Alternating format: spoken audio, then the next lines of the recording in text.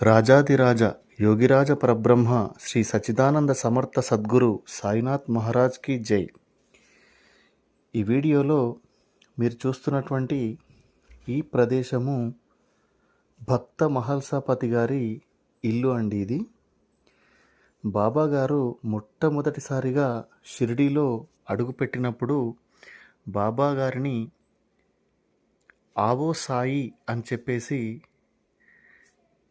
పిలిచినటువంటి మొట్టమొదటి వ్యక్తి మహల్సాపతి గారు. అప్పటి నుండి బాబా గారి పేరు సాయిబాబాగా మారిపోయింది. వీరు షిరిడీలోని ఖండోబా టెంపుల్ యొక్క పూజారి అండి. వీరు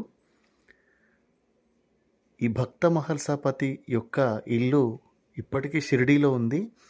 వారిని వారి ఇంట్లోనే సమాధి చేశారు.